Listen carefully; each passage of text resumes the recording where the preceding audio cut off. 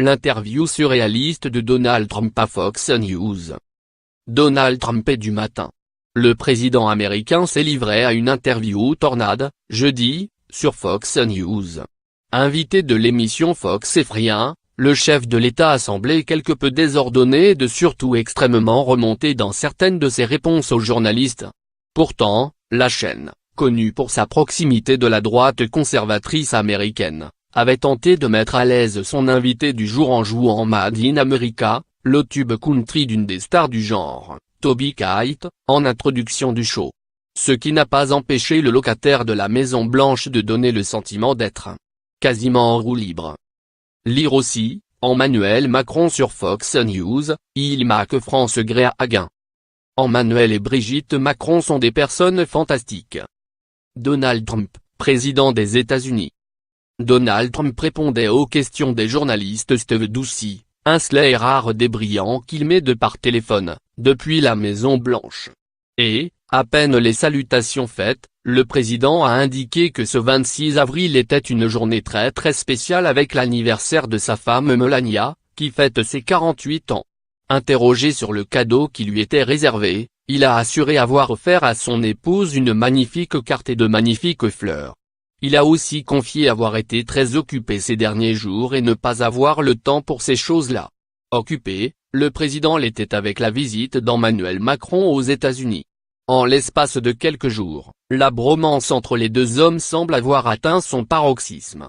Et ce, surtout du côté américain, puisque Trump a évoqué jeudi le type formidable qu'était Emmanuel. Avec sa femme Brigitte, ils sont des personnes fantastiques avec lesquelles il a pu accomplir beaucoup.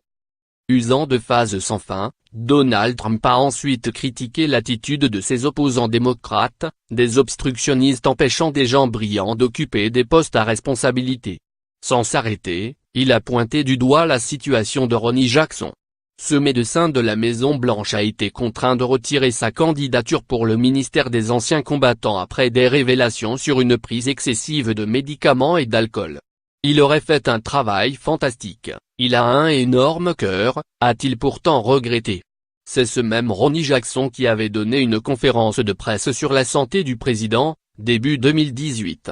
Il a beaucoup d'énergie, d'endurance, avait-il lancé, parlant de gènes extraordinaires. Il y a une chasse aux sorcières en ce moment contre le président des États-Unis. Il n'y a jamais eu autant de haine envers un président dans sa première année de mandat. Donald Trump, président des États-Unis. Les journalistes ont ensuite interrogé le chef d'État sur James Comey, l'ancien patron du FBI limogé. Ce dernier a sorti un livre dans lequel il peint de manière très critique le président américain. Jeudi matin, il n'en fallait pas plus pour provoquer l'ire de Donald Trump. C'est un menteur, il organise des fuites depuis des années, a-t-il lâché, répétant à plusieurs reprises, la voix enrouée, il a fait fuiter des informations classifiées. Il n'y a pas de collusion entre moi et les Russes, a-t-il martelé. Personne n'a été plus dur que moi face à la Russie, vous pouvez demander au président Poutine. Et de poursuivre, sans interruption, sur les questions du débat présidentiel face à Hillary Clinton, donné par Fake News CNN, d'après lui. Ce livre est un mensonge, Comey est coupable de crime, a-t-il ajouté, revenant au sujet initial. Tour à tour, les journalistes ont alors tenté de calmer Donald Trump, ne vous préoccupez pas d'eux. Mais pensez-y. Ce n'est pas terrible? A-t-il alors rétorqué, furax. Il y a une chasse aux sorcières en ce moment contre le président des États-Unis. Il n'y a jamais eu autant de haine envers un président dans sa première année de mandat. Il a dans le même temps fait part de sa déception à propos du ministère de la Justice, promettant de rester à l'écart de ses décisions, mais n'écartant pas de peut-être changer d'avis car ce qu'il se passe est une honte. Toujours aussi remonté, Donald Trump a ensuite été interrogé sur son avocat personnel Michael Cohen, dont les bureaux et le domicile ont été perquisitionnés début avril par le FBI. C'est quelqu'un de bien, a-t-il certifié. Avant de rétropédaler, vous savez, c'est un homme d'affaires et je ne connais pas ses affaires. Je n'ai rien à voir avec ça. Et de se répéter, c'est un homme d'affaires. Il a ses propres affaires et je n'ai rien à voir avec ses affaires. C'est un mec bien, mais j'ai de nombreux autres avocats. C'est triste mais j'ai tellement d'avocats, vous ne le croiriez pas. Sans que les journalistes ne lui posent de questions, Le président a ensuite évoqué l'affaire Stormy Daniels, cette actrice porno à qui l'avocat aurait versé 130 000 $ peu avant l'élection présidentielle.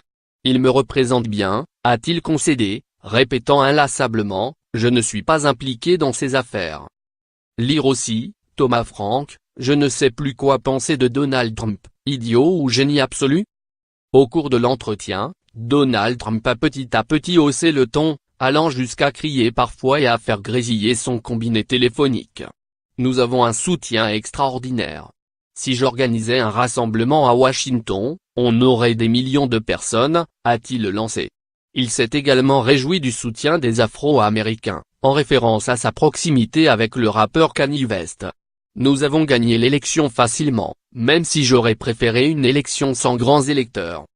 Concernant sa rencontre à venir avec le leader nord-coréen Kim Jong-un, Donald Trump a assuré que 3 ou 4 dates avaient été retenues. Au passage, il n'a pas manqué l'occasion d'égratigner l'ancien secrétaire d'État américain, John Kelly, le pire négociateur que j'ai jamais vu. Je n'ai jamais fait la moindre concession envers la Corée du Nord et tout va très bien avec eux, a-t-il garanti, évoquant des entretiens très secrets avec le dictateur. Le président s'est enfin lancé dans une énième tirade contre les fake news, vous, Fox, vous me traitez de manière juste, contrairement à CNN ou NBC, s'est-il réjoui.